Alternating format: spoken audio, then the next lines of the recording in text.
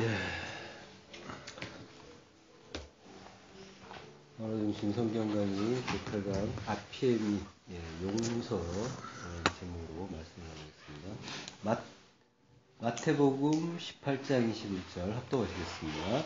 때 베드로가 나와 가로되 주여 형제가 내게 죄를 범하면 몇 번이나 용서하여 주리이까 7번까지 하오리이까 예수께서 가라사대 내게 이르노니 7번뿐 아니라 70번씩 7번이라도 할지니라. 아멘. 아피엠이 용서, 원래는 이제 동사인데요. 용서하다라고 동사인데 명사가 따로 없어서 용서하라라고 이제 제목을 달기도 좀 그래서 그냥 용서라고 했고요. 용서라는 제목 말씀을 나눌 텐데요. 이 용서라는 의미가 굉장히 이제 폭넓죠. 그리고 기독교에서는 가장 또 중요한 의미이기도 하죠. 용서는 곧 이제 죄사함이니까요.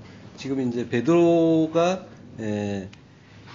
형제가 내게 죄를 범하면 몇 번이나 용서하여 주리까라고 이제 예수님께 질문을 하는데요. 그러니까 베드로의 어떤 그 우문을 통해서 예수님이 이제 복음을 가르쳐 주시는 장면이라고 할 수가 있습니다.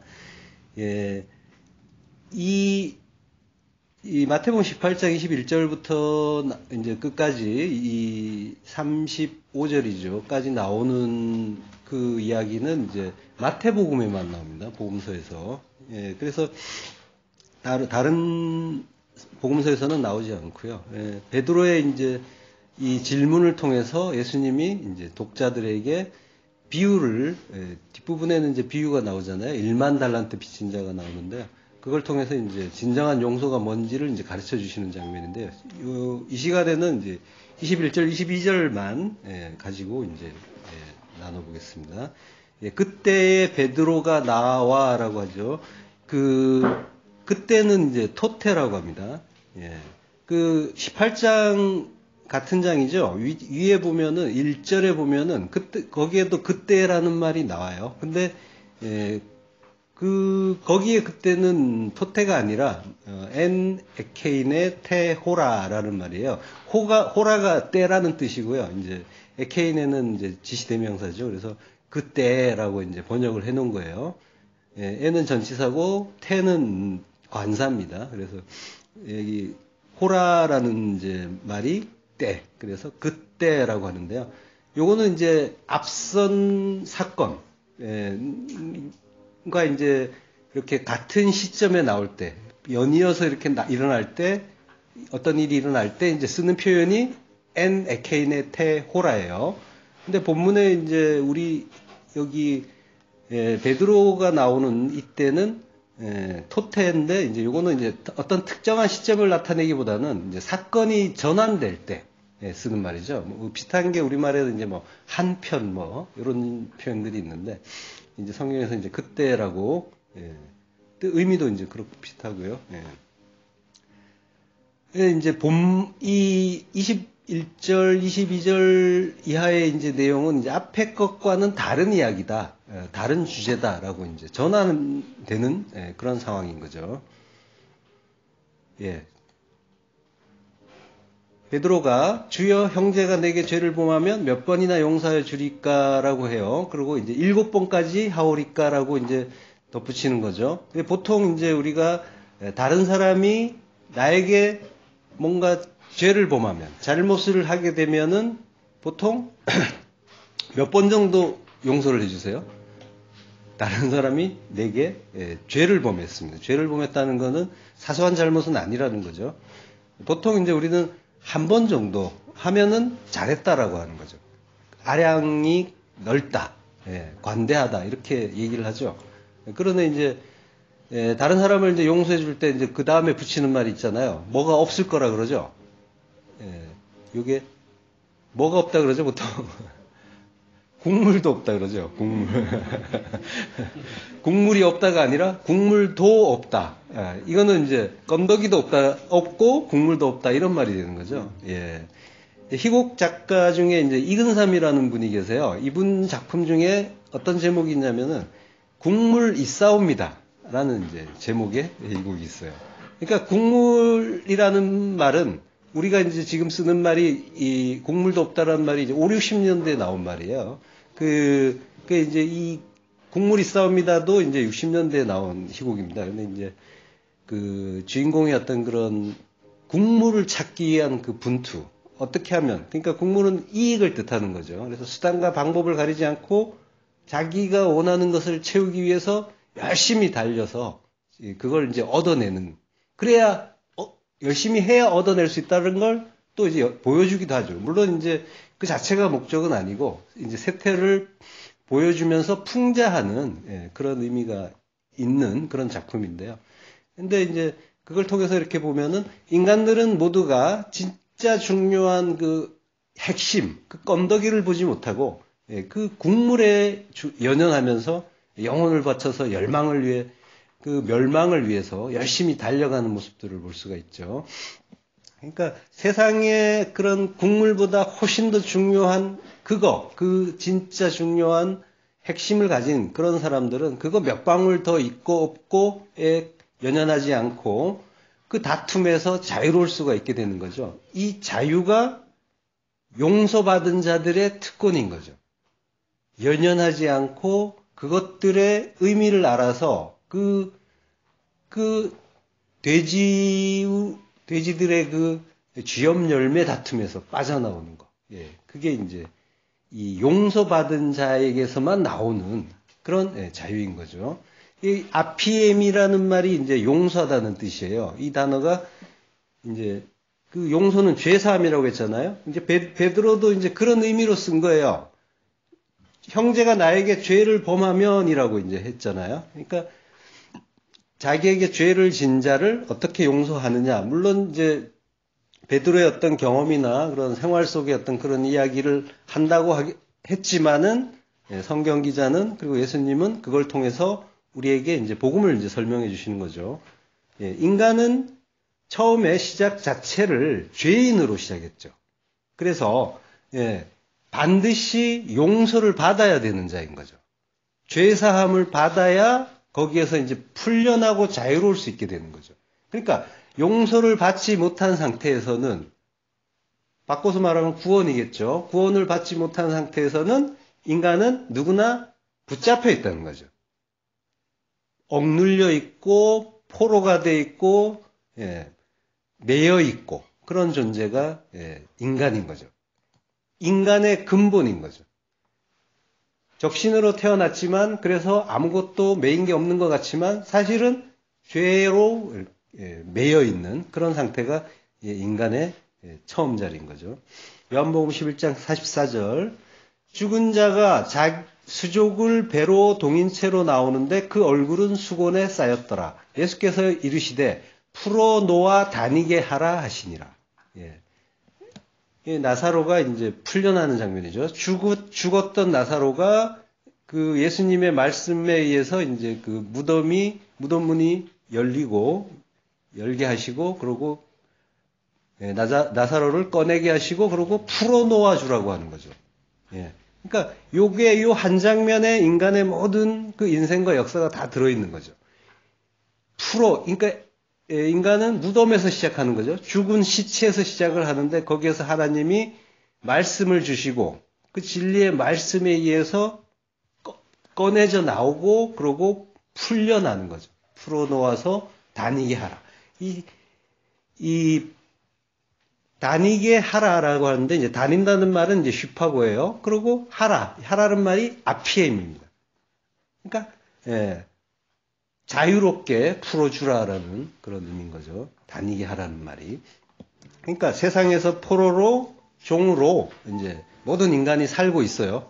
이제 세상은 또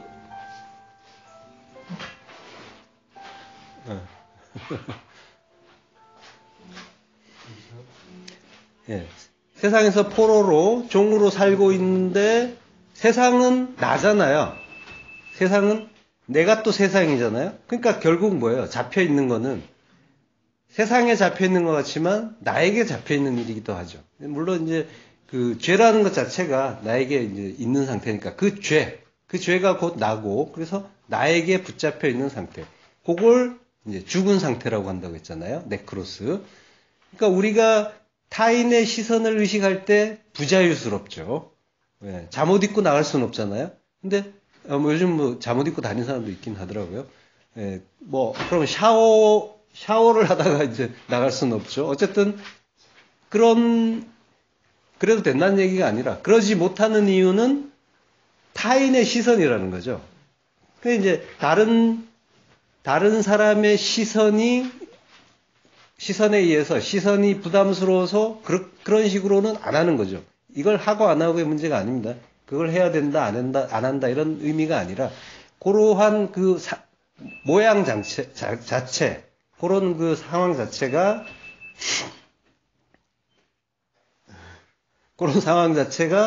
예, 그 타인의 어떤 그런 시선이 부담스럽다는 그런 이유가 있는 거죠. 근데 그때 그 상태에서 나를 묶은 게 뭐냔 말이에요. 타인의 시선입니까? 아니면 그걸 의식하는 나입니까? 그죠? 결국은 나인 거란 말이에요. 결국은 자기에 의해서 사로잡힌 거고 묶여 있다는 거예요. 그러니까 우리가 생활하면서 뭐 이때는 이렇게 해야 된다, 뭐 이때는 이렇게 해야 된다 이런 그 많은 예의나 격식을 이렇게 따지잖아요. 이게 전부 인간으로부터 시작된 일이라는 거예요. 하나님과 무관하게. 이렇게 이제 나로부터 출발하는 거. 하나님이 아니라 나에게서부터, 나의 어떤 그 선악의 판단으로부터 출발하는 거를 이제 율법이라고 하는 거죠.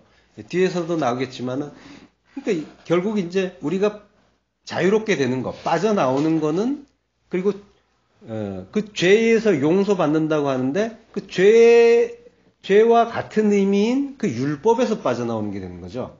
결국은 이제 모든 문제는 율법이라는 거예요. 우리가 하나님으로부터 모든 것을 발견하고 거기에 따른 하나님의 뜻을 구하면서 가는가 아닌가, 아니면은 내가 나 중심으로 나의 그 선악 체계를 발동해서 거기에 입각한 그런 행동 양식을 만들어내는 거, 요걸 하느냐. 요게 율법에 해당되는 거죠. 여기에서 빠져나오고, 이 율법의 행함을 멈추고, 그리고 하나님의 뜻을 알고, 그 뜻에 맞춰서 그 뜻을 나의 것으로 가지면서, 그 진리가 나의 안에 들어오고 내가 진리가 되면서 그 하나님이 기뻐하시는 그걸 행하는 거를 이제 풀려난다, 용서받았다라고 하는 거죠. 물론 이제 용서가 먼저지만 동시에 일어나는 일이기도 하고요. 그러니까 이 용서, 이 죄사함이 이제 구원받는 인간에게는 이제 아주 중요한 문제인 거죠. 그러니까 우리 인생 자체는 이걸 위해 존재하는 거죠. 다른 것이 아니라 죄사함, 이 용서를 받기 위해서 이 인생 자체가 존재하는 거예요. 이거를 해결해야 인생을 성공한 게 되는 거죠. 목적 자체가 이거기 때문에. 그리고 이 용서가 구원이란 말이죠. 자, 어쨌든 우리는 더 이상 국물 없다 하면서 한 번 용서하면 잘하는 건데 베드로는 7번이면 되느냐라고 이제 묻죠. 예수님 당시에 이제 랍비들은 자기에게 잘못한 자를 3번까지 이제 용서해 주는 걸 대단한 그런 관용으로 여겼어요. 그래서 이걸 제자들에게 가르치면서 이걸 실천하라고 이제 가르친 거죠. 그런데 이제 베드로는 3번이 아니라 그것의 2배가 넘는 7번을 말하고 있단 말이에요. 그러니까 자기는 굉장히 관대한 사람이다라고 이제 지금 예수님께 일종의 이제 자랑을 하는 그런 상황인 거예요. 그러니까 자기는 이제 3번씩이나 용서하는 그 관대한 유대인들보다 2배나 더 많은 7번을 용서하려고 하는데 이거면 충분하지 않겠습니까? 라고. 이 정도면 제가 좀 훌륭하다고 할 수 있겠죠? 라고 예수님께 이제 물어본단 말이에요. 자랑을 섞어서. 칭찬을 바라면서 이런 질문을 한 거예요. 근데 베드로가 한 말이 이제 조금 묘해요. 베드로가 한 말을 좀 들여다보면요. 주여, 형제가 내게 죄를 범하면, 이렇게 했단 말이에요. 형제라고 해요. 보통은 이제 다른 사람이 나에게 죄를 범하면 이제 이런 식으로 얘기하잖아요. 근데 형제라는 말을 써요. 예. 형제는 아델포스라고 해요. 아델포스가 이제 형제인데요. 그 자매는 아델페라고 해요. 여성형이 되는 거죠. 그러니까 아델포스는 연합을 뜻하는 아라는 글자와 자궁을 뜻하는 델푸이스라는 단어가 이제 합쳐진 합성어에서 이제 유래한 단어인 거예요. 그러니까 같은 태에서 태어난 사람이라는 의미가 이제 형제가 되는 거죠. 그리고 자매가 되는 거죠. 네, 아델포스를 이제 남성 복수형으로 쓰면은 한 가족의 이제 모든 자녀를 포함하고요. 그 의미가 이제 확장되면 육신의 형제, 가까운 친척도 이제 포함되는 거고요. 그리고 이제 비유적으로 말할 때는 동료, 친구, 그리고 한 나라의 이제 동포 이런 대상에 대해서도 이제 쓰는 그런 단어인 거죠. 이런 의미를 받아서 이제 교회에서 동료를 이제 형제 자매라고 하잖아요. 예. 그 형제 아델포스. 그러니까 아델포스를 요걸 이제 사랑하게 되면은 필라델포스라고 하는 거야. 필레오가 이제 필리오 사랑이잖아요. 근데 아델포스가 합쳐져서 형제를 사랑하는이라는 뜻이 되는 거죠. 그래서 형제를 사랑하는 것, 형제 사랑을 필라델피아라고 하죠. 그래서 그 단어에서 이제 나온 도시가 있죠.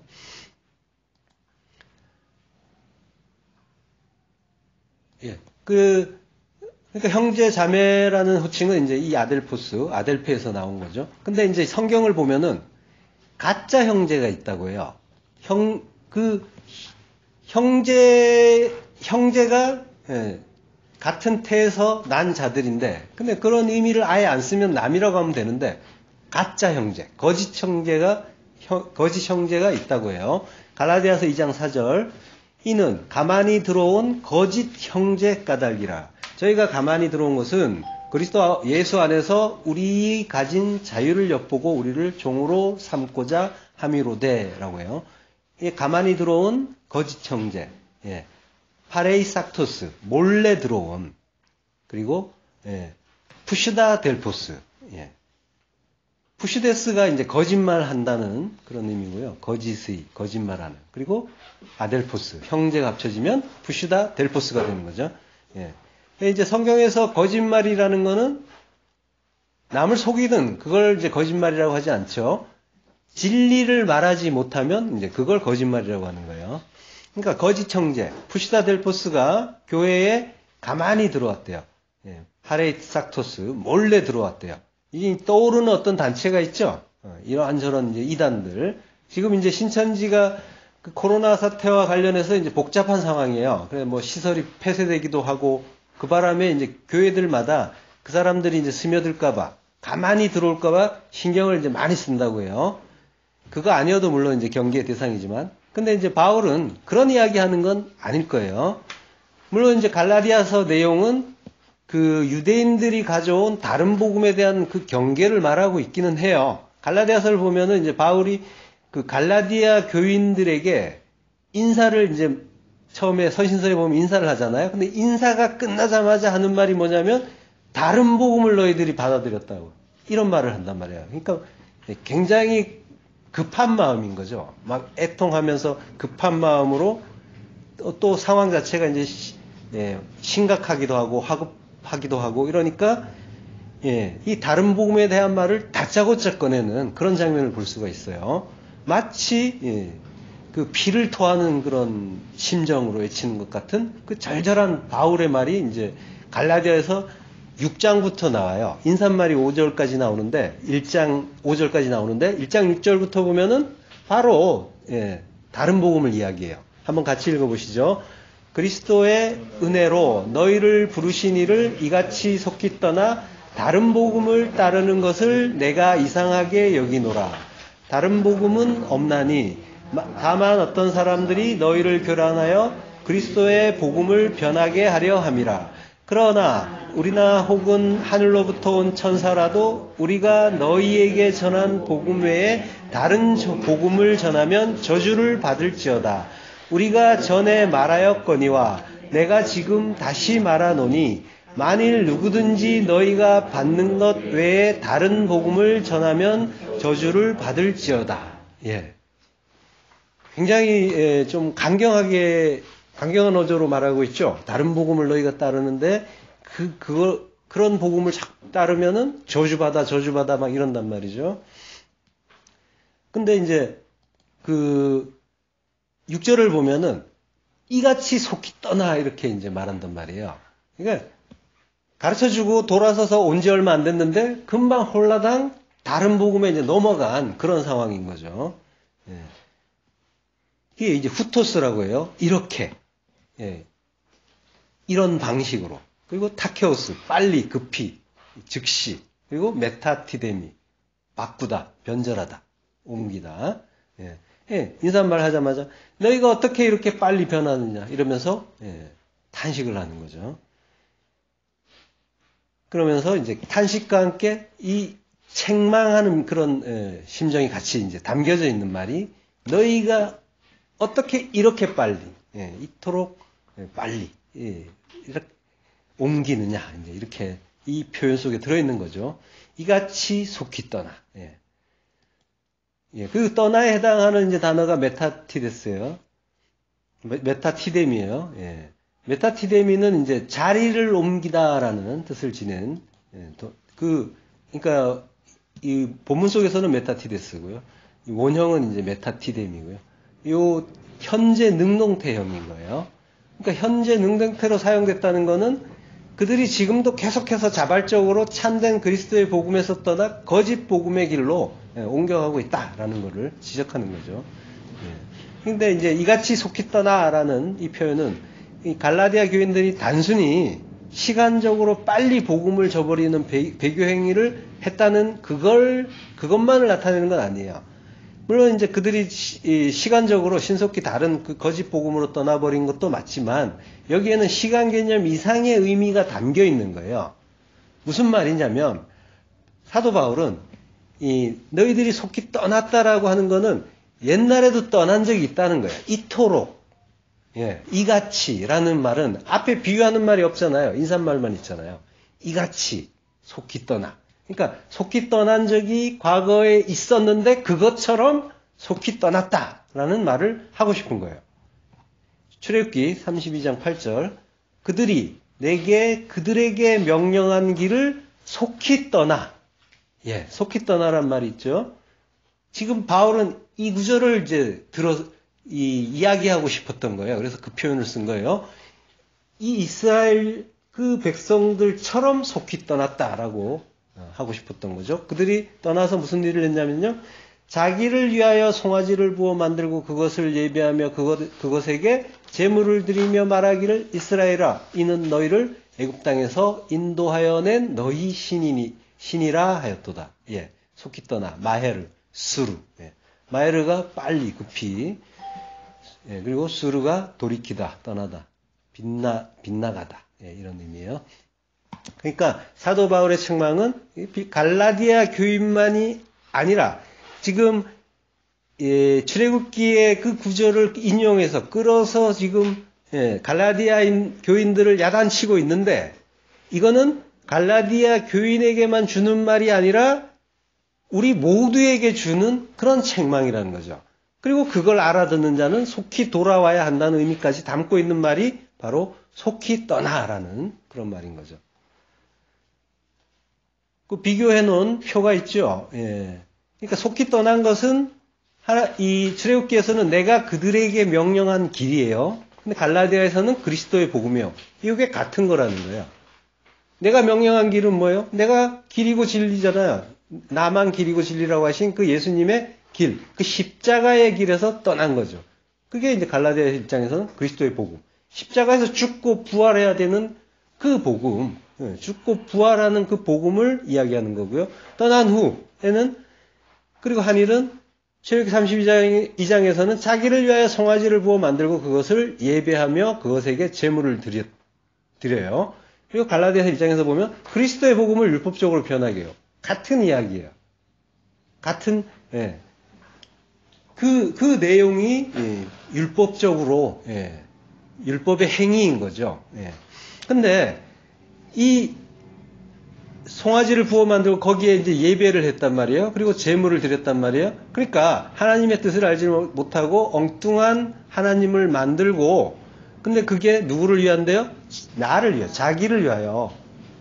예, 자기를, 우리를 위하여 우리의 신을 만들자, 우리의 하나님을 만들자잖아요. 그러니까 자기를 위해서 만든 그 하나님, 그 송아지, 거기에다가 예배하고 제물을 드리면 그게 율법의 행위라는 거죠. 그러니까 율법의 행위는 결국 하나님께 예배한다고 하지만 우상에게 하는 행위인 거죠. 하나님을 제대로 알지 못하고, 아, 이게 하나님이 맞겠지 하고 엉뚱한 그 소원을 담아가지고 그분을 예배하면은 그거는 예배가 아니라 율법의 행위고, 예, 그 송아지, 금송아지 섬기는 것과 다를 바 없다는 그 이야기를 하고 싶은 거죠.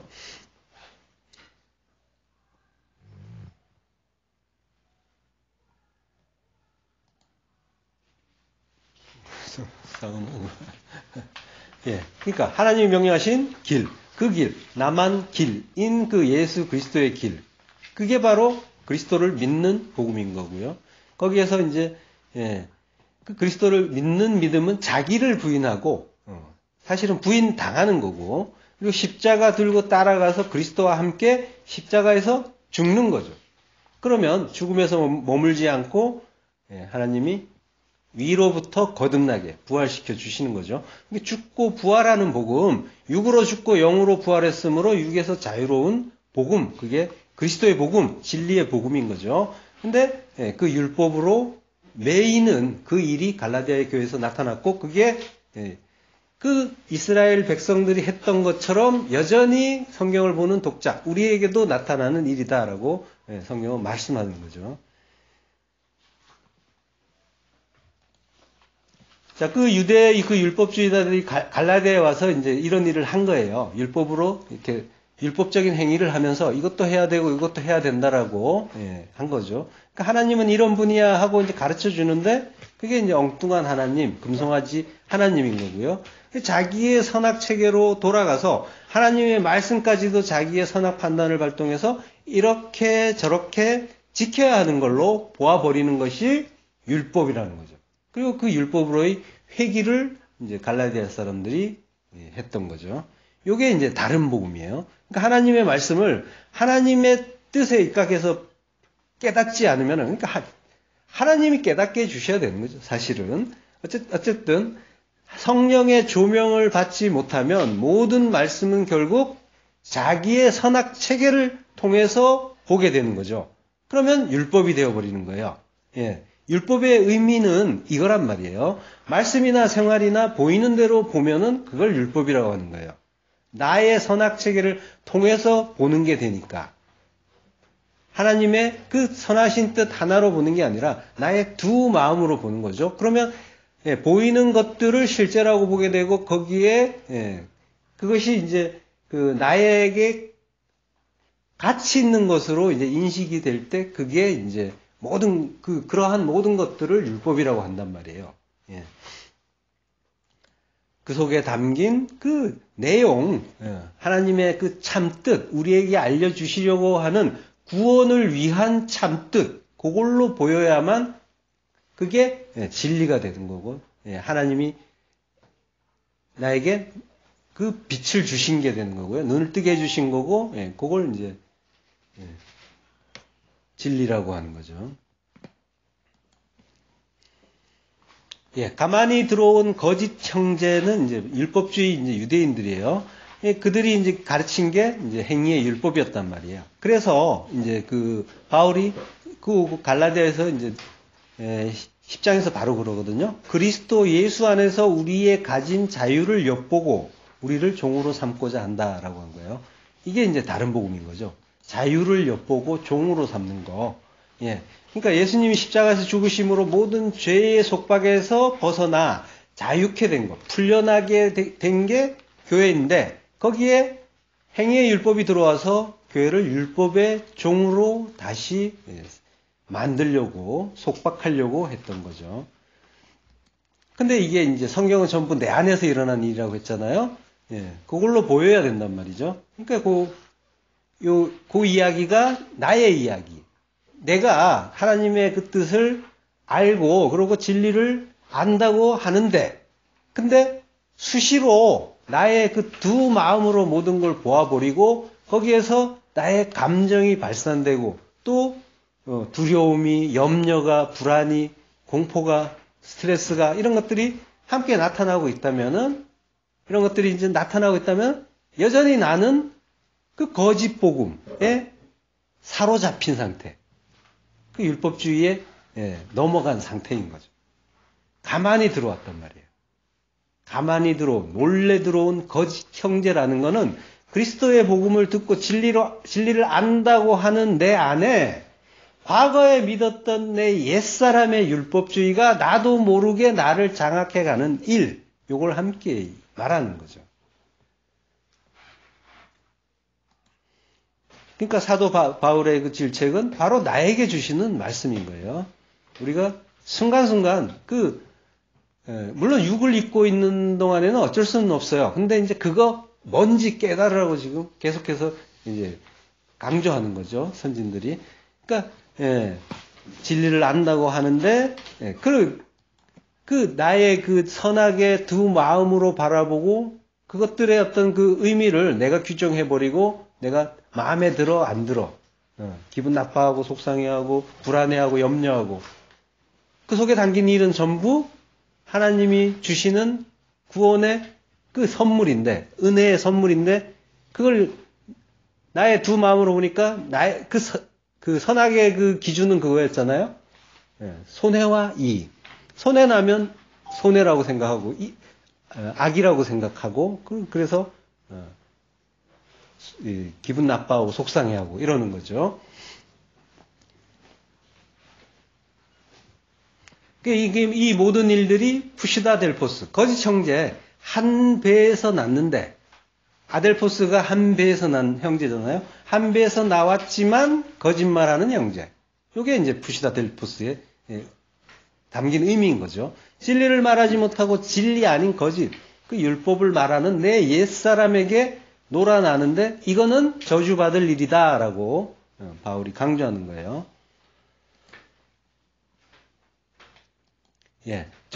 저주라는 말은 이제 아나데마라고 합니다. 저주 받는 것, 파멸로 넘겨지는 것, 그리고 이제 올려진 것이라는 뜻도 있어요. 신에게 바쳐진 것, 재물. 여기 이제 그 히브리어의 사용 그 70인역을 보면은 헤렘이라는 단어 전에 많이 했었는데 헤렘 그 그물, 그물이라고 번역됐는데 그 헤렘이라는 글자 자체가 바쳐진 것, 봉헌된 것. 그래서 예수 그리스도의 의미가 있는 단어라고 했잖아요. 요 아나데마가 헤렘으로 쓰였던 거죠. 70인역에서. 그리고 그 아나데마는 아나티데미라는 동사에서 왔어요. 아나티데미는 아나와 티데미의 이제 합성어예요. 아나는 위로죠, 위로, 하늘로. 아노텐이라고 하잖아요. 겟나오 아노텐 하면 위로부터 거듭나야 된다라고 예수님이 말씀하시죠. 하늘로부터 거듭나는 거, 이걸 아나라고 이제 라는 말이 이제 담고 있는 그런 접두어예요. 그리고 티데미, 놓다 정하다 이런 말이에요. 여기 합쳐진 게 아나티데미고 거기에서 명사가 아나데마. 그러니까 지금 저주라고 하는데 그 의미가 사뭇 다르죠. 그 원래 단어의 어떤 어원을 파고 들어가서 보면은 위에 놓아둔 것이라는 의미가 아나데마인 거죠. 그러니까 헤렘이라는 단어와 오히려 가깝죠. 바쳐진 것, 하나님께 바쳐진 것, 재물. 그 티데미의 아나티데미라고 했는데 티데미에 해당하는 히브리어는 이제 숨, 나탄 이런 단어들이 있어요. 숨은 이제 두다, 정하다, 임명하다, 확립하다. 그리고 나탄도 역시 두다, 놓다, 세우다, 만들다. 이 단어들은 이제 지정된 장소에 두는 거를 말해요. 나탄 같은 경우에는 이제 그 광명을 궁창에 두고 이렇게 이제 말씀하신단 말이에요. 그러니까 뭔가를 지어서 정해진 어떤 자리에 두는 그걸 나탄이라고 하는 거죠. 그러니까 하나님이 지으시고 정하신 곳에 두시고 그리고 그걸 성도가 그걸 보는 거죠. 그러면 보고 깨달으면 그거는 주신 게 되고 받은 게 되는 거죠. 그걸 통해서 진리를 알라고 그런 것들을 만들어서 주신단 말이에요. 이렇게 주신 게 세상이고 나라는 세상을 포함한 세상, 그리고 또 우주 만물이고 성전이고 성경이고 예수님인 거죠.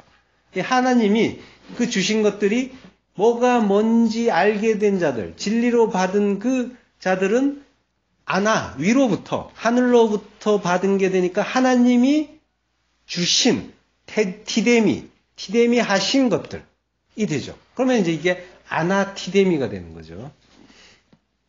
그렇게 이제 진리로 받았으면은 그것들은 이제 더 이상 필요가 없어지겠죠. 받아서 깨달은 자에게는. 그러니까 나타난 것으로 하나님이 가르쳐 주셨어요. 그러면은 그걸 통해서 내가 그 안에 담긴 하나님의 뜻을 알았어요. 그러면은 그 나타난 것들은 더 이상 나에게서 의미를 잃겠죠. 요게 그 부모나 자식이나 전토나 다 버리라고 하는 그 말씀과 이제 맥을 같이 하는 거예요. 요게 이제 그 예수님이 십자가에서 죽으시는 일과 같은 거란 말이에요. 그러니까 내가 그 의미를 알면은 그것들은 눈에 보이게 주신 것들은 다 육에 속한 거라고 하는 거란 말이에요. 그것들은 깨져야 되는 거거든요. 그래서 멸망당한다고 하는 거예요.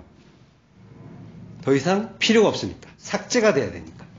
그렇게 삭제가 되는 걸 아나데마, 파멸로 넘겨진다. 신에게 바쳐졌다. 그걸 저주라고 하는 거예요. 성경에서. 그럼 뭐예요? 저주는 나쁜 겁니까? 저주는 받아야 되는 거죠. 그렇게 되는 겁니다.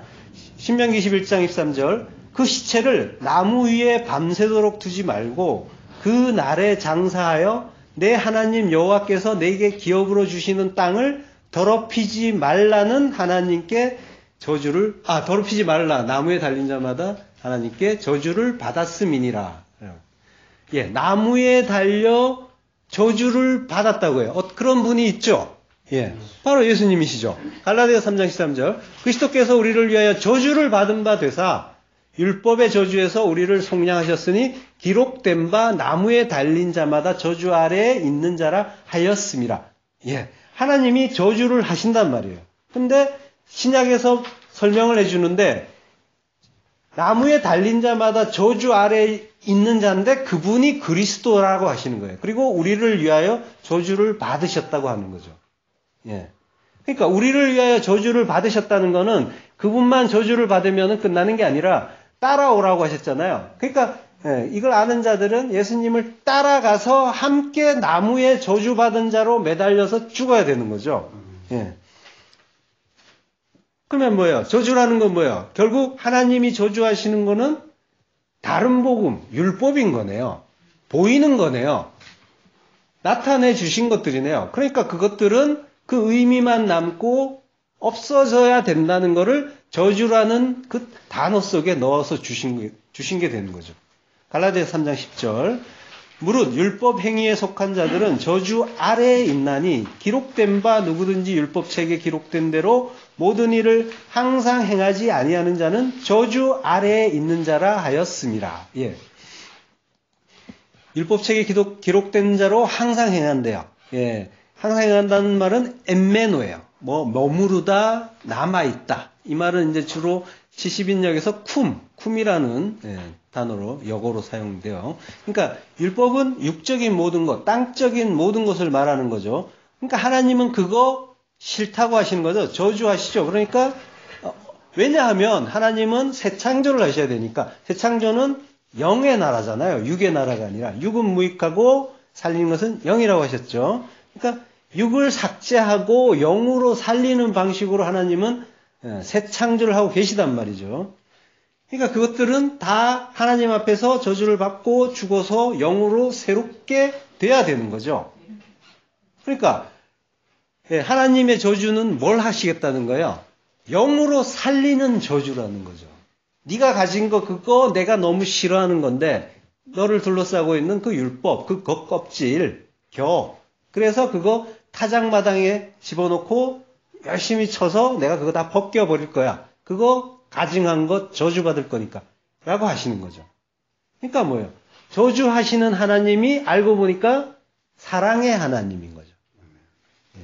이처럼 하나님은 우리를 계속 우리는 확인하고 있잖아요. 하나님의 그 엄하심, 두려움 이런 분인 것처럼 저주를 막 하고 하시니까 그 전지전능하신 그분이 하시는 저주는 얼마나 무서울까 하면서 예전에는 두려워서 떨었지만 알고 보니까 그 저주 속에 전부 사랑이 담겨 있다는 걸, 죽여서 살린다고 하는 그 사랑이 담겨 있다는 걸 계속 발견하는 거죠. 그러면은 이걸 확인한 성도들은 어떻게 되겠어요?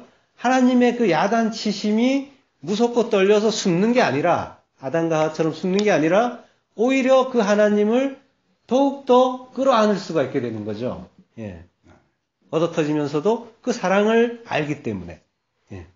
그래서 더 혼내주세요 하고 더 가깝게 다가가는 거죠. 그래서 하나님의 뜻을 바르게 알게 되면은 그래서 모든 거는 사랑 하나로 결론이 나는 거죠.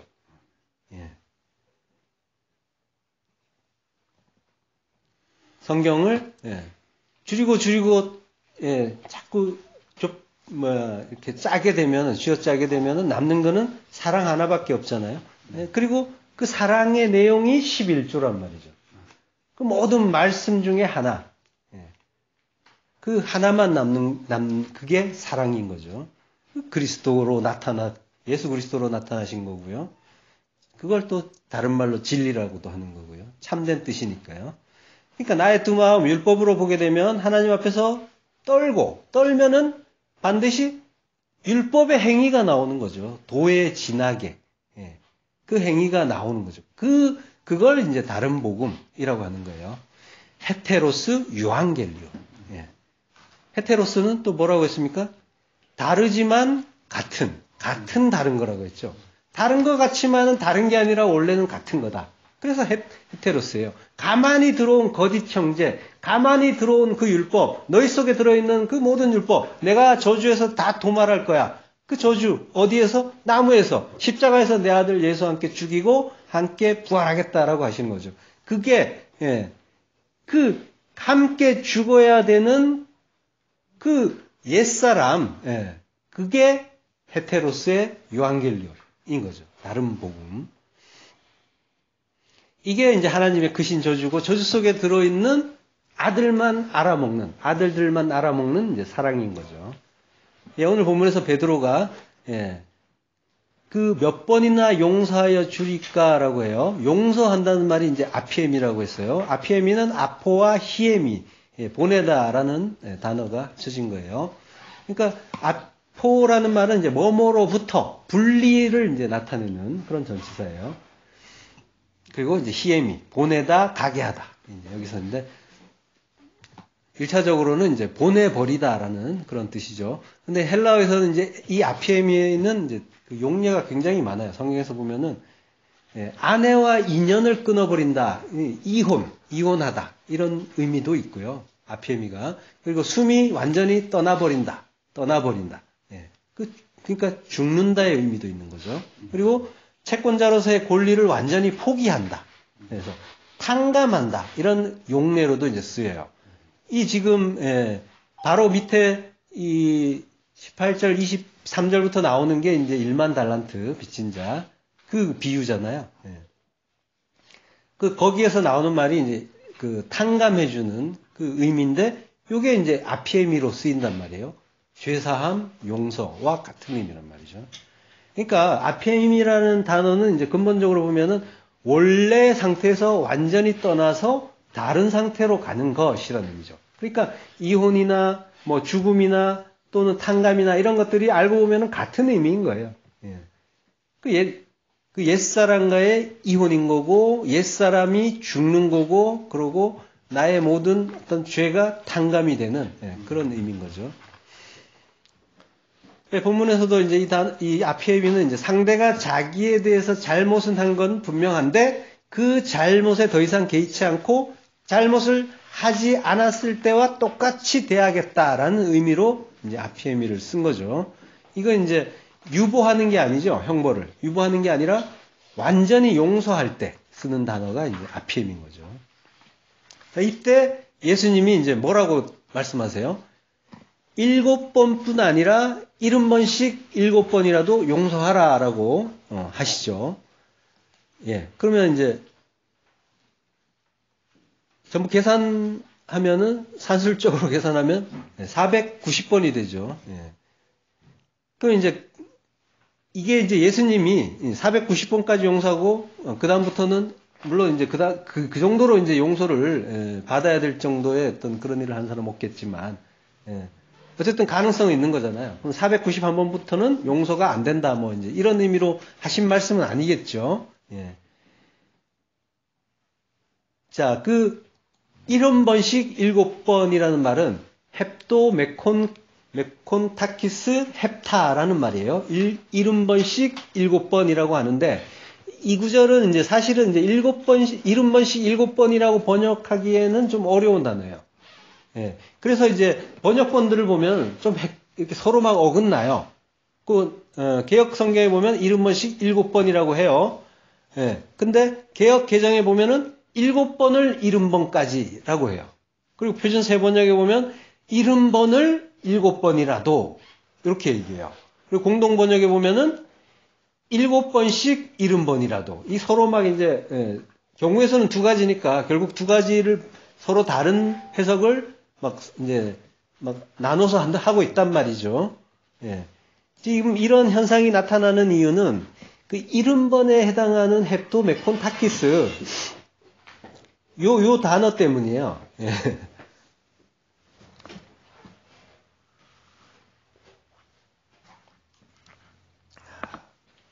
예, 헵타는 이제 7, 이제 요거는 수사가 맞아요. 그래서 헷갈릴 게 없는데, 헵도 메콘타키스라는 말은 이제 부사예요. 수사가 아니라. 그러니까, 예, 요거는 이제 70번씩 7번이나 7번씩 70번보다는 70으로의 7, 예, 70으로의 7, 이제 요렇게 이제 봐야 되는 거죠. 그러니까 70의 내용을 담은 7이라는 그런 의미인 거예요. 예, 이거는 이제 횟수에 관한 이야기가 아닌 거죠. 그러니까 7이나 70의 의미를 알아야지 이해가 되는 그런 구절이에요. 이스라엘 사람들에게 이제 7은 각별하잖아요. 7은 이제 그 셰바라고 하잖아요. 셰바는 언약, 약속, 이런 의미가 있는 그런 단어잖아요. 맹세, 브엘셰바 하면은 맹세의 우물이라고 하죠. 약속이라는 의미죠. 하나님이 창세기에서 이제 7번 말씀하시잖아요. 그 7의 날에 창조를 완성하시고 안식을 하시고 요게 하나님이 우리에게 주신 약속이잖아요. 그러니까 7의 날에 하나님의 역사가 완료됐다. 그러니까 7은 완전한 수라는 그런 의미도 있어요. 이스라엘 사람들에게. 근데 이제 이스라엘 사람들이 그 7을 그 완성, 안식, 그 구원의 약속이란 말이죠. 요거를 이 사람들은 그걸로 이해했느냐 말이에요. 그걸로 이해를 하지 않고 율법으로 이해해버린 거죠. 안식일을 지켜라 하니까 안식일 안 지키면은 돌로 때려 죽이고 막 이랬단 말이에요. 그러니까, 예, 그 언약으로, 구원으로 7을 이해한 게 아니라 그 7을 행위로, 자기의 행위로, 행위는 열로 이제 지켜낸 거죠. 그러니까 출애굽기에서 하나님이 열의 말씀을 주시잖아요. 율법을 주신단 말이에요. 그 약속을 위해서 하나님이 계명, 율법 뭐 여러 가지 형식으로 말씀을 해주시는데 한마디로 말하면 이제 다 말씀이에요. 요게 이제 출애굽기 20장 1절에 보면요. 하나님이 이 모든 말씀으로 말씀하여 이르시되 요게 이제 십계명이 시작하는 구절이에요. 근데 십계명이란 말은 이제 성경에 없어요. 따로 있는 게 아니죠. 이 모든 말씀이라고요. 콜 다바르 모든 말씀으로 말씀한다라고 하면서 주시는 게 열의 말씀이란 말이에요. 열의 계명. 그래서 우리는 편의상 10계명, 10개의 계명이니까 10계명이라고 뭉뚱그려서 부르는 거죠. 근데 이거는 모든 말씀이란 말이에요. 모든 말씀을 그 열의 말씀에 담았다라고 하는 거예요. 그러니까 요거는 이제 계명 중에서 가장 중요한 10개를 말하는 게 아니란 말이죠. 모든 말씀을 이 열에 담았다라고 하는 거예요. 그러니까 열은 모든 말씀을 말하는 거예요. 열 하면은 이제 말씀. 그 열의 말씀을 이제 다섯은 하나님이 시내산에서 설명을 해주시죠. 그리고 나머지 다섯은 설명을 안 해주세요. 그 설명을 나중에 예수님이 역시 산에서 설명을 해주시죠. 예수님은 또 이 열의 계명 전체, 다섯을 또 둘로 줄여주시죠. 하나님 사랑, 이웃 사랑. 그리고 고전에 이제 산상수훈에서는 그 다섯을 이제 셋과 넷으로 또 설명을 해주세요. 살인, 간음, 거짓 증거, 이거 셋을 알면은 넷으로 완성되는데 그게 사랑이다, 아가페다. 그러면 이게 7이다라고 이제 설명을 해주신단 말이죠. 그러니까 하나님이 주신 십계명, 열의 그 말씀, 요걸로 하나님의 안식, 실을 알게 되면 요걸 이제 70이라고 하는 거죠. 그래서 12지파에서 70장로가 서게 되는 거고 12사도가 나중에 거기에서 이제 70제자로 보내지는 거죠. 70으로 보낸다는 그런 말이에요. 70이 서고 70으로 보낸다. 7이 완성이 됐다라고 하는 거죠. 그러니까 본문에서 이제 예수님이 70으로의 7로 용서해, 아피에미, 용서해, 자유롭게 해라고 이제 말씀을 하신단 말이에요. 그러니까 이 7의 용서라는 말 속에 안식의 의미가 들어있는 거죠. 베드로는 지금 이제 말은 7의 용서를 하고 있었어요. 하지만은 이 7을 그 하나님의 그 안식, 7로 이해한 게 아니라 10으로 오해하고 있었던 거죠.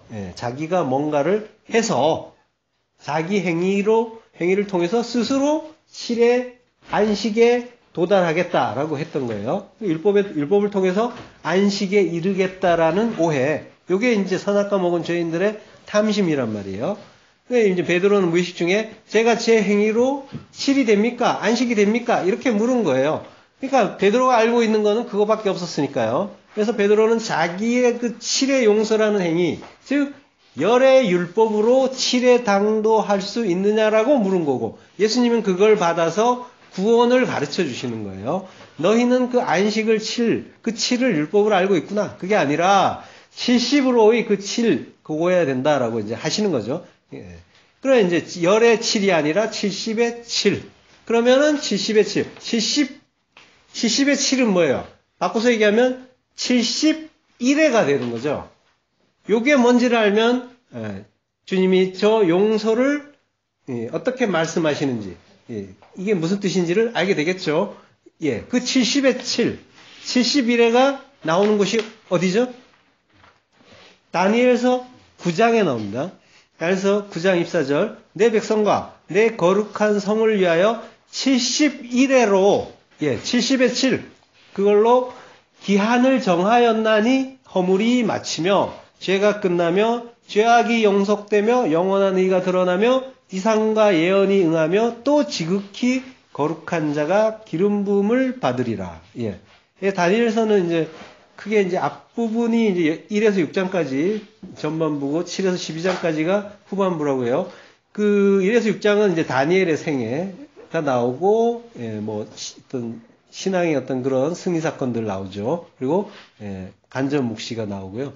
후반부 7장에서 12절에서는 주요 묵시가 이제 4개가 나온단 말이죠. 거기에서 7장이 첫 번째 묵시가 바다에서 나온 네 짐승 묵시고요. 8장이 두 번째 을레강변의 그 순양과 숫염소 묵시예요. 9장은 71회 대묵시라고 하는 거죠. 이 대묵시에 해당하는 게 지금 이제 71회예요. 그러니까 다니엘서는 예레미야를 읽다가 그 자기가 포로 생활을 하고 있는데 바벨론에서 요게 70이라는 걸 알게 되는 거예요.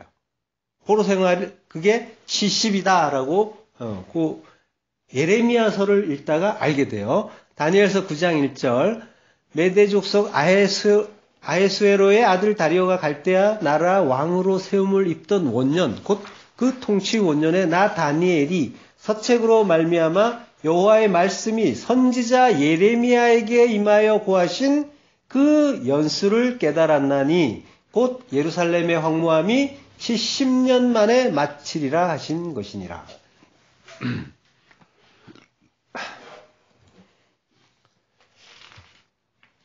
예, 이스라엘의 그 70년 포로 생활이 하나님의 그 언약에 의해서 이미 이제 결정이 다 되어 있다라고 하는 거죠. 이스라엘의 그 애굽의 종살이도 역시 이미 정해져 있었잖아요. 그 언약이 400년, 4대 라고 이미 언약이 되어 있는 것과 같은 거예요. 그러면 역시 성도도 이 세상에 포로로 와 있는 거예요. 종살이로. 그러면은 정해져 있겠죠. 믿으십니까? 잠시 포로 생활을 하시는 중인 거예요. 이 하나님의 뜻을 아시는 분은 그러면 뭐예요? 결국은 언젠가는 끝이 난다. 그러면 이제 70을 알고 풀려나는 거죠. 다니엘이 그걸 알고 바벨론을 떠나진 않죠. 세상에서 죽는 거예요. 예수님이 죽는 것처럼 죽는데, 그렇지만은 그 뜻을 알고 자유케 되는 거죠.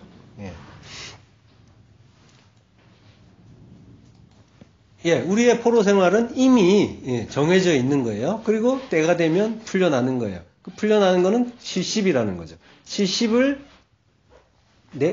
내가 알아서, 내가 70이 되면, 그러면 풀려나는 거예요. 포로 생활을 하는 사람들은 어떤 생각을 할까요? 성도는 포로 생활을 하는데, 성도와 세상 사람들의 그 사고방식이 완전히 다르죠. 성도는 포로 생활을 하는 자예요. 포로예요. 종살이를 하는 자. 어때요? 포로 생활을 하는 자는 당연히 돌아가고 싶어 하겠죠. 돌아가야 될 곳이 있으니까. 물론 이제 이스라엘 그 사람들 중에서, 끌려간 자들 중에서 거기에서 출세도 하고 막 부자도 되고 이런 사람들 많이 있었어요. 그래가지고 가기 싫어서 남은 자들도 있어요. 그렇지만은 이제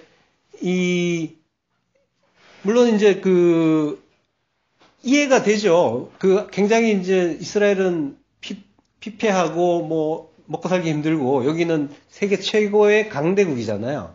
마치 6.25 때 전쟁과들이 미국으로 그렇게 입양간 것과 같은 거죠. 거기에서 70년이면은 딱 지금이네요. 50년의 전쟁이니까 지금 2020년도니까 딱 70이에요. 거기에서 그때까지 살아있던, 거기서 그때 가가지고, 물론 아직까지 살아있지는 않겠지만, 어쨌든 살아있는 분도 있을 수 있고요. 어쨌든 그 후손이 있을 수도 있는데, 그 사람들이 다시 한국에 굳이 들어올 마음이 나지는 않죠. 이해는 되죠. 이해는 되는데, 그렇게 이제 예루살렘 성이 회파되고, 이제 이런 어떤 비유를 통해서 우리가 이제 세상을 보는 어떤 그 시각 같은 걸 한번 좀 돌아보자는 말이죠. 세상이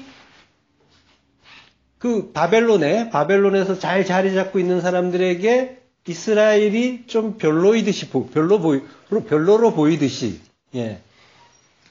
이 세상이 너무 좋은 사람들에게 천국은 어떻겠어요? 별로 돌아가고 싶지 않은 곳이 되겠죠. 그러니까 이제 교회를 다닌다고 해도 여전히 그 세상 사람들과 같은 시각으로 이 하나님의 말씀을 깨닫게 되면은 그들이 이제 하는 기도는 그 세상 사람들이 하는 기도랑 비슷하단 말이에요.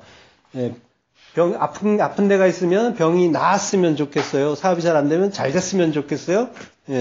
그리고 자녀들이 뭐 좋은 학교 진학하고 남편이 출세하고 또 사업이 잘 되고, 같은 이야기였나요?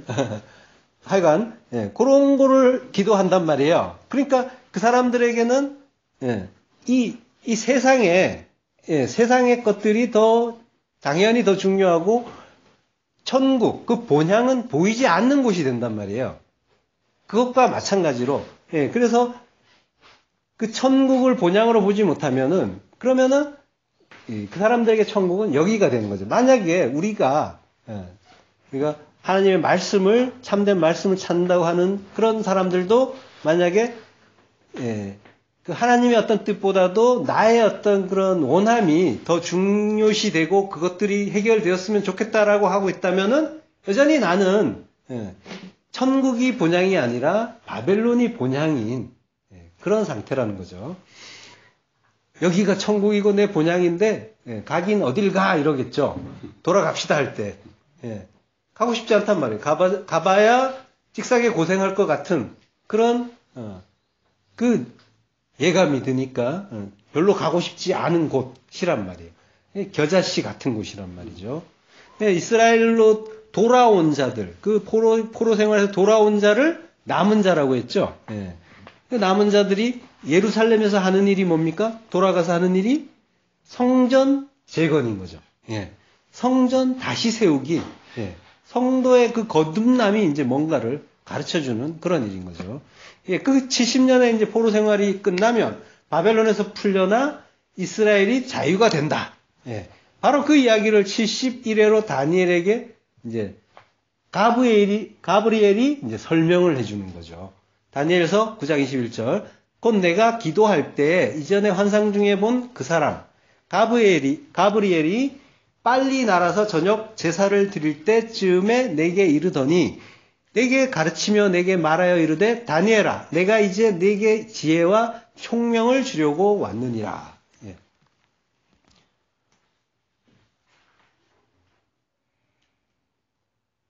이게 맞나? 가브리엘이 다니엘에게 계시의 말씀을 주는 거예요. 이제 흔히 이제 가브리엘을 이제 대천사라고 하죠. 발음이 좀 어렵네. 가브리엘. 대천사라고 하잖아요.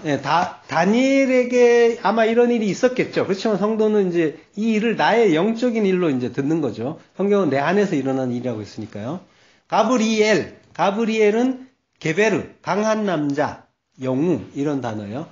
요 단어와 하나님이 이제 합성된 단어예요. 가브리엘. 그러니까 가브리엘은 전능자 하나님을 가리키는 이름이에요.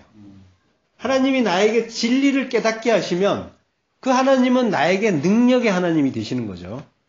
그런데 이제 다니엘은 그 가브리엘을 뭐라고 하냐면은 그 사람이라고 해요. 그 사람 가브리엘. 이씨.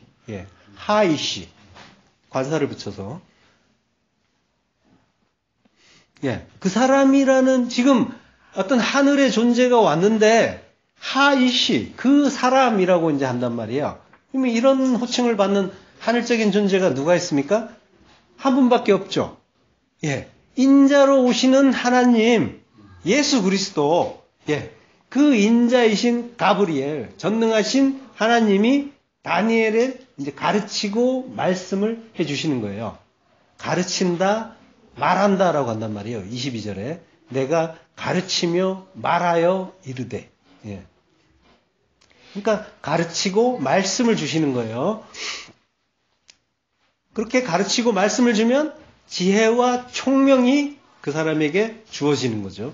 그래서 그 은혜를 받은 다니엘이 모든 것을 이제 깨닫는 거예요. 지혜와 총명을 받은 자가 뭘 알게 돼요? 시대의 조류, 세상 돌아가는 사정이 아니라 하나님의 뜻, 구원의 은혜를 알게 되는 거죠. 다니엘서 10장 1절.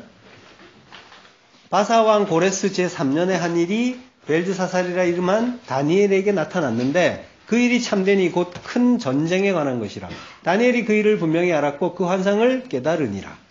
그 일을 분명히 알았고 그리고 그 환상을 깨달으니라. 분명히 알고 깨닫게 되죠. 그래서 다니엘에게 하나님은 가브리엘이 되시는 거예요. 만약 그분이 이제 주시는 말씀을 내가 못 알아먹으면, 그러면 그분은 내 안에서 능력 있는 하나님이 아닌 게 되죠. 그러면 그 하나님은 가브리엘이 아니라 미가엘이 되시는 거예요. 나와 전쟁하는 하나님. 다른 무슨 악당 쳐두는 게 아니라 하나님은 나와 싸우시는 거죠. 다니엘서 9장 24절. 내 백성과 내 거룩한 성을 위하여 70일에로 기한을 정하였나니. 70일에 70일에로 이제 기한을 정했어요. 그러면 이제 허물이 마치며 죄가 끝나며 죄악이 영속되며 영원한 의가 드러나며 이상과 예언이 응하며 또 지극히 거룩한 자가 기름 부음을 받으리라. 제가 한 번 더 읽었습니다. 70일에가 끝나면은 뭐가 된다고요? 이상과 예언이 응하는 시기가 온다고 해요. 그러니까 하나님의 언약이 완성이 된다는 거죠. 완성이 되면 어떻게 돼요? 하나님의 언약이 완성이 되면 좋은 거죠. 근데 완성이 되면 이 세상은 어떻게 되는 거예요? 끝나는 거죠. 종말이죠. 예. 근데 종말은 먼저 나에게서 일어나는 거죠. 나의 종말. 하나님의 언약이 완성되는 것은 내 안에서, 나라는 세상에서 이루어지는 거고, 종말은 나의 종말인 거죠. 그러면 종말은 뭐예요? 좋은 거네요. 그죠? 예. 그러니까 성도는 역사 속에서 종말을 맞아야 되는 거예요. 자기 부인의 죽음을 죽어야 되는 거죠. 그 죽음이 바로 나의 종말, 예. 그 무트타무트의 죽음인 거죠. 정령 죽으리라의 그 죽음. 그러니까 다니엘서에서 그 종말의 때, 내가 죽는 때, 그때가 언제라고 해요? 지극히 거룩한 자가 기름 부음을 받을 때. 예. 지극히 거룩한 자, 기름 부음 받는 지극히 거룩한 자는 그리스도, 예수 그리스도시죠. 거룩한 그분이 기름 부음을 받는데, 기름 부음 받는다는 건 메시아라는 거죠. 거룩한 자가 기름을 붓는다, 왕으로 오른다라는 그런 의미죠. 그리고 이 기름 부음은 이제 성령이 부어지는 그런 거잖아요. 그러면 거룩한 자가 기름 부음을 받는 때는 언제예요? 예수님 머리 위로 성령이 임하시는 그때는 예수님이 세례 요한에게 세례 받으시는 때죠. 예, 그 장면에서 이제 나오잖아요. 그러면 바로 예수님께서 공생애를 시작하시는 바로 그때가 거룩한 자가 기름 부음을 받는 때인 거죠. 자, 예수님이 그 기름 부음을 받으실 때, 그때 하늘에서 음성이 나오죠. 뭐라고 하세요? 이는 내가 사랑하는 자요, 내가 기뻐하는 자라. 예. 다니엘서 9장 23절, 너는 크게 은총을 입은 자라. 이게 같은 말인 거예요. 해무다, 기뻐하는, 예, 귀한. 예. 너는 크게 은총을 입은 자라. 자, 다니엘을 또 이제 자기를 인자라고도 하죠. 다니엘이 이제 하나님의 뜻을 깨닫는 성도의 모형으로도 나오고 또 예수님의 모형으로도 역할을 하는 거예요. 그 아담이 이제 죄인의 모형이면서 오실자의 표상인 것과 이제 같은 그런 상황인 거죠. 예, 71회라고 해요. 시브임, 샤부아. 시브임은 이제 70이고요. 샤부아. 일주일, 77절. 예. 그러니까 71회라고 하면은 이제 490이 되는 거죠. 그러면 천사가 아니라 이제 능력의 하나님, 능력의 하나님이라고 했죠. 능력의 하나님. 그 가브리엘의 예언은 예루살렘을 중건하라는 그 영이 날 때부터 490년 이후라는 얘기죠. 그때 역사가 종결된다라는 그런 말이 되는 거예요. 490. 예. 이 490이 이제 71회인데, 71회라는 거는 70년 포로 생활을 상징하죠. 그러면서 7배의 징책이라고 하잖아요. 가인을 죽이는 자는 벌을 7배나 받을 것이요. 그 7배의 징책 기간까지, 예, 이라는 그 의미까지 담은 거예요. 그걸 71회인 거죠. 예, 그러니까 요게 이제 가브엘이 70년 포로 생활을 71회로 이제 풀어주고 있는 거예요. 그러니까 열심히 얻어 터진 그때 70년의 포로 생활이 바벨론 포로 생활이고, 그게 곧 성도의 세상살이인 거예요. 예, 그러니까 이제 70년 포로 생활은 또 71회의 축소판이 되는 거죠. 다 축약해서. 그리고 그 70이라는 것 자체가 사실은, 예, 창조 때 7날을 다 이제 설명하는 그 일인 거고요. 자, 그러니까 이스라엘이 그 약속의 땅의 의미를 이제 이해하지 못하고 그 역사 속에서 보면은 이제 안식년도 제대로 안 지키고 7년에 한 번씩 안식년을 하라고 그랬잖아요.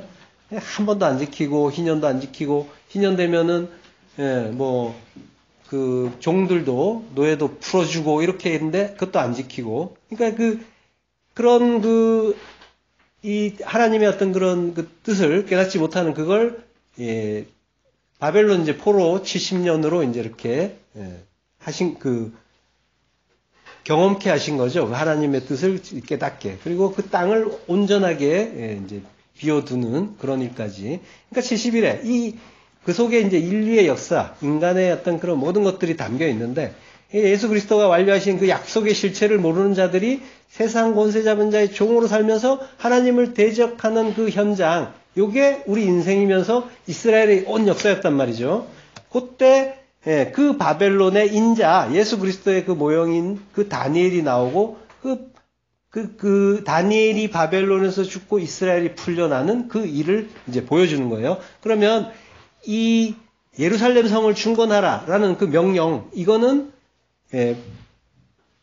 이걸 한 사람은 누가 했냐면요. 예. 그때 이제 고레스가 이제 재건하라고 했고 성은 아닥사스다가 이제 중건하라는 명령을 내렸어요. 이때가 언제냐면 주전 457년이에요. 아닥사스다 왕 7년 때. 그러니까 다니엘서 9장에 이제 70일에는 이제 여기서 이제 시작을 하는 거예요. 이때 바벨론 성 중건이 이제 시작되고 정확하게 49년 걸려요. 그래서 주전 408년에 예루살렘 성이 중건이 되는 거죠. 49년은 이제 7일에죠. 근데 이제 요걸로 끝이 아니라 62일에가 더 지나서 거룩한 성이 완성된다고 하죠. 그게 다니엘서 9장 25절에 나와요. 예. 그러므로 너는 깨달아 알지니라. 예루살렘을 중건하라는 영이 날 때부터 기름 부음을 받은 자, 곧 왕이 일어나기까지 7일에와 62일에가 지날 것이요. 그 곤란한 동안에 성이 중건되어 광장과 거리가 세워질 것이며, 예.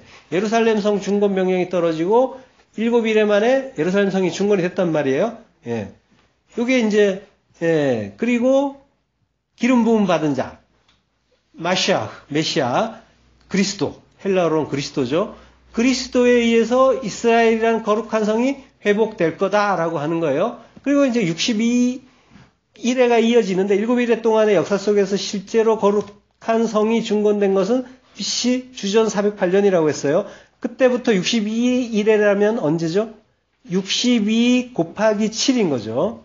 그러면 434예요.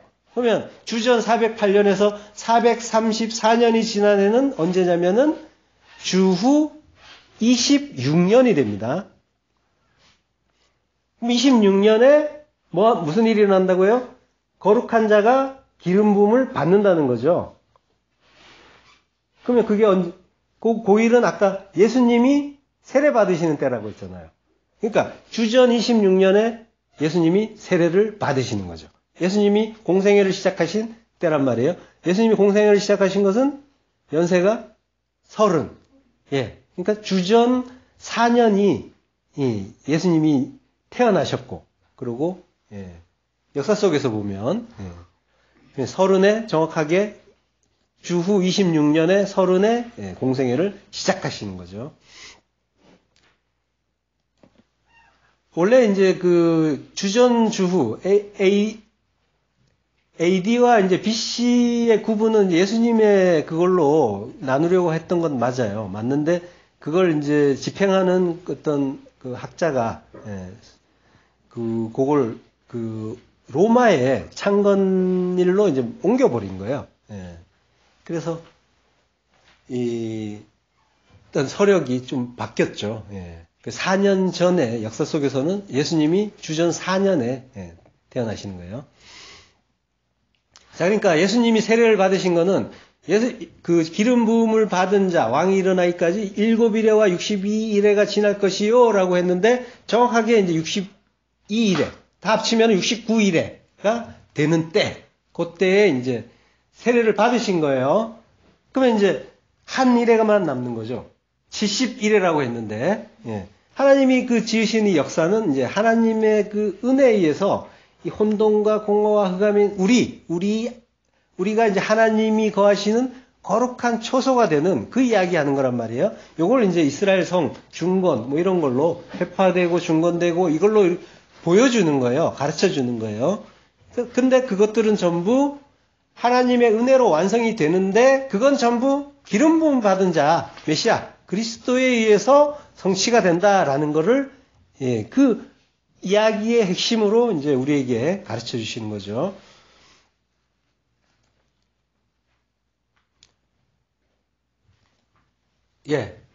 그 하나님의 성전은 우리 성도의 몸이란 말이에요. 너희가 이제 하나님의 거룩한 성전이다라고 하시잖아요. 하나님이 거하시는 성전, 하나님 나라는 성도 안에 지어진단 말이에요. 그러니까 천국은 막연히 죽어서 가는 좋은 곳이 아니라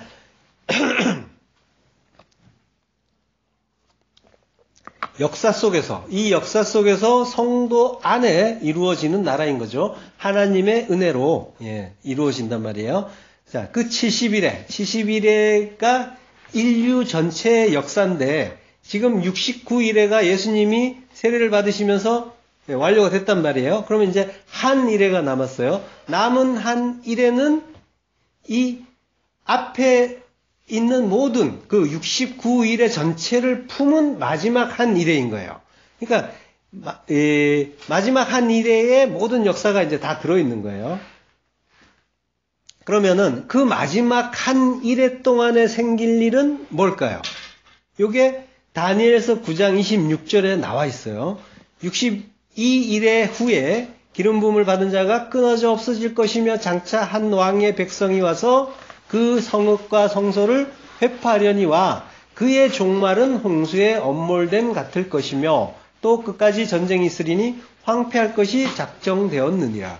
그가 장차 많은 사람으로 더불어 한 일회 동안의 언약을 굳게 정하겠고 그가 그 일회의 절반에 제사와 예물을 금지할 것이며 또 잔포하여 미운 물건이 날개를 의지하여 설 것이며 또 이미 정한 종말까지 진노가 황폐케 하는 자에게 쏟아지리라 하였느니라. 마지막 한 일에 바로 전에 이제 기름 부음 받은 자가 이제 죽는 거예요. 그리고는 한 왕이 오는데 그 왕이 성읍을 회파하고 전쟁을 한다라고 하는 거예요. 심판의 왕이라는 거죠. 누굴까요? 그분이 마지막 한 일회 동안에 언약을 세우는데 뭘 하냐면은 그 일의 절반에, 실의 절반이니까 3년 반이죠. 예수님의 공생의 기간이죠. 그 기간에 제사와 예물, 요걸 금지한대요. 그러니까 성전 제사와 율법을 금지하는 거죠. 그럼 뭐예요? 그걸 폐하는 거니까 새 언약을 주시는 거죠. 그러니까 새 언약은 하나님의 은혜에 의해서 완료가 된다라고 하는 언약인 거죠. 그 언약의 주인은 바로 예수 그리스도신 거죠. 그러면 그 예수 그리스도가 누구와 전쟁을 하세요? 그 엉터리 제사와 예물을 드리던 자. 그러니까 결국은 세상의 율법주의, 인본주의인 거죠. 한마디로 말하면 다른 복음인 거죠. 그걸 잔뜩 품고 즐거워하는 나와 싸운다고 하시는 거예요. 근데 그 메시아에 의해서 다른 복음이 예수님의 그 거짓 형제가 내가 저주를 받고 멸망을 하는 거죠. 그렇다면은 이 한 일회 동안에 이 세상의 인본주의가 율법주의가 내가 하나님에 의해서 공격을 당하게 되고 이 세상의 이 멸망당할 그 흑암이고 혼돈과 공허인 내가 그 하나님의 그 아들에 의해서 회파가 되는데 그 한 일회 동안에 나는 어떤 상태로 던져져야 되는 거예요? 바로 저주받고 멸망으로 던져져야 되는 거죠. 그래서 그 한 일회를 7년 대환란이라고 하는 겁니다. 그럼에도 불구하고 그 저주의 환란 속에서 멸망당한 자들은 1000년 왕국을 산다고 하는 거예요. 그러니까 이 창세전에 예수님의 십자가는 이미 준비되었고 정해진 거예요. 그래서 이 세상은 창조의 7으로 시작해서 70일을 설명하는 교육의 장이란 말이에요. 그래서 이 마지막 한 일에는 예수 그리스도와 그와 하나가 된 자들, 그들이 함께 하나님 나라를 이루어가는 기간인 거예요. 지금인 거예요. 지금 내 안에. 예. 이게 종말이란 말이에요. 이게 나의 종말인 거죠. 자, 예수님이 공생애를 3년 반 지내셨단 말이에요. 한때, 두때, 반때죠. 그러면 우리에게 주어진 기간은 양육받는 기간인 거죠. 그 기간은 언제래요? 역시 3년 반. 예. 요한계시록 12장 5절. 여자가 아들을 낳으니 이는 장차 철장으로 만국을 다스릴 남자라. 그 아이를 하나님 앞과 그 보좌 앞으로 올려가더라. 그 여자가 광야로 도망하며 거기서 1260일 동안 저를 양육하기 위하여 하나님의 예비하신 곳이 있더라. 예. 1260일. 요게 이제 한때, 두때, 반때, 3년 반이란 말이에요. 3년 반 동안 양육을 받는 거죠. 어디에 가서? 예, 광야에서, 광야 40년, 예.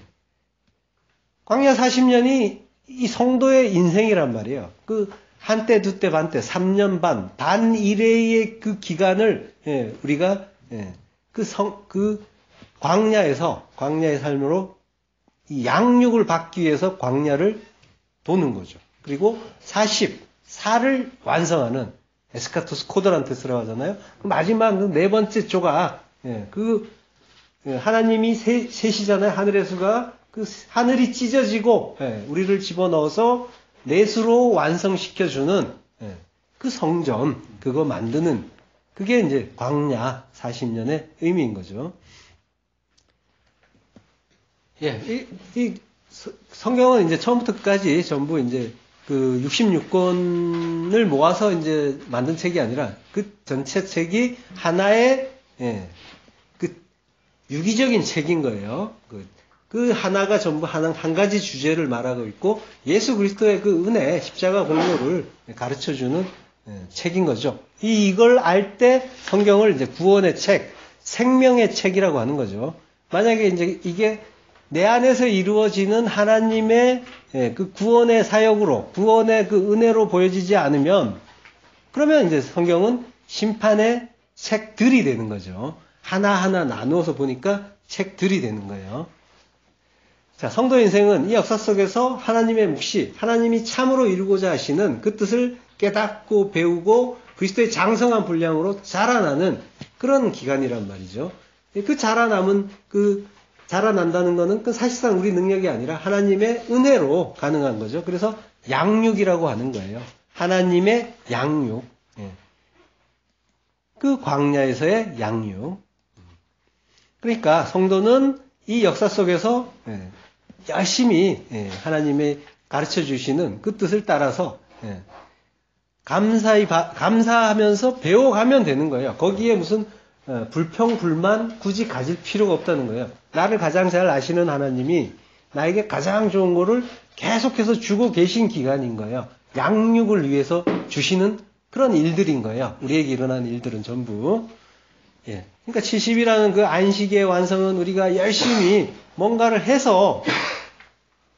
행해서 이루는 게 아니란 말이에요. 하나님이 강제로 이스라엘을 멸망시키고 바벨론으로 쫓아내듯이 우리라는 그 땅, 혼돈과 공허, 이걸로 만들어서, 텅 비게 만들어서 그 땅을 부정해버림으로써 온전히 하나님의 은혜로, 전적인 공로로 그 안식이 완성된다는 걸 가르쳐 주시는 거예요. 그걸 가르쳐 주시는 기간이 71회인 거죠. 예, 그러면 이제 이걸 알면은 우리는 끝나는 거예요. 우리는 종말인 거예요. 인간으로서의 역사는 끝나고 육신으로서의 역사는 끝나는 거예요. 그러면 하늘로부터 거듭난 겟나오 아노된, 예, 그런 자가 되는 거죠. 그 자는 천국을 보는 자가 되는 거죠. 천국을 사는 자가 되는 거죠. 예. 니고데모에게, 예, 그 거듭나지 않으면은 천국을 볼 수 없다라고 했잖아요. 예. 그렇지만은 다시 낳기 때문에 다시 난 자들은 천국을 볼 수가 있게 되고 살게 되는 거죠. 그 속에서. 자, 그러면 지금 주님께서 이제 그 70의 7로 용서하라라는 말은 그럼 뭐라는 거예요? 인생은 율법으로 뭘 해서 되는 게 아니라 하나님의 은혜로 용서된다. 죄사함을 받는다라는 것을 가르쳐 주는 거죠. 한마디로 말하면. 그러니까 모든 역사는 인간의 뜻 가운데 인간의 뜻이 아니라 하나님의 뜻 가운데 운행되고 있고, 그것이 아피엠이 용서로 풀려남으로 가고 있다는 거예요. 용서받으면 그게 풀려남이고, 그리고 모든 우리의 인생, 그리고 인간의 역사, 모든 것은 사실은 요걸 위해서 존재한다는 거죠. 이 풀려남을 위해서, 죄 사함을 위해서. 이걸 주지 않는다면은, 이걸 받을 사람이 더 이상 없다면은 이 역사는 더 이상 존재할 필요도 없는 거예요. 그러니까 역사는 하나님의 용서의 역사다라고 할 수가 있는 거죠. 이 용서, 아피에미를 알게 하시기 위해서 하나님이 이 모든 걸 주셨단 말이에요. 티데미 해두신 거예요. 나타내 두시고 숨해 주신 거죠. 그러니까 성도는 이 애굽 같고 바벨론 같은 이 세상에서 내가 어떤 존재인지 깨닫고 하나님이 어떤 분인지 깨닫고 이 인생이 어떤 의미인지 뭘 하라는 기간인지를 바르게 깨달아서 하나님 나라로 지어져야만 되는 거죠. 그리고 지어지면 되는 거예요. 예. 그러면 다니엘처럼 그 사람은 하나님의 말씀을 통해서 가르침을 통해서 지혜와 총명을 받은 거고 그래서 은혜 은총을 받은 자 그리고 내가 크게 기뻐하는 자 사랑하는 자가 되는 거죠. 그러면 그가 용서받은 자가 되는 거란 말이에요. 그렇게 이제 용서받은 자가 다른 사람을 보면 어떻게 생각하겠어요? 무슨 말을 하겠어요? 다른 사람에 대해서 뭔가 판단하고 비판하고 할 필요가 있겠어요? 없겠죠.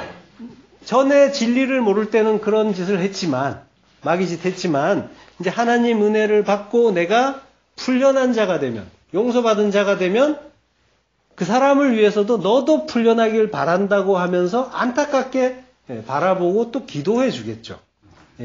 그걸 해준단 말이에요. 이게 달라지는 거죠. 그렇게 서로 용서하고 메인돼서 풀려나는 거예요. 지금 나를 묶고 있는 게 있나요? 거기에서 풀려나시는 거예요. 풀려나면 끝나는 거란 말이에요. 풀려나지 못해서 고통받고 있는 거죠. 그러니까 거기서 풀려나면 아피엠이 해방되면 용서받으면 죄사함을 받으면 자유롭게 놓아 다녀라 라고 하시는 그 말씀을 들을 수가 있는 거죠. 그러니 더 이상 마귀짓하지 않고 자유가 되는 거죠. 그 참 자유를 무덤 같은 이 세상에서 풀려나서 자유롭게 하늘을 사는 거예요. 성도는. 그래서 하늘이 되어 하늘로 사는 거죠. 그게 성도고 성도의 세상 살이인 거예요. 세상에서도 하늘이 되는 겁니다. 기도하겠습니다. 하나님 은혜를 감사합니다. 우리 모두 메인자였는데 뭐가 뭔지 모르고 하나님의 뜻이 무엇인지 모르고 온통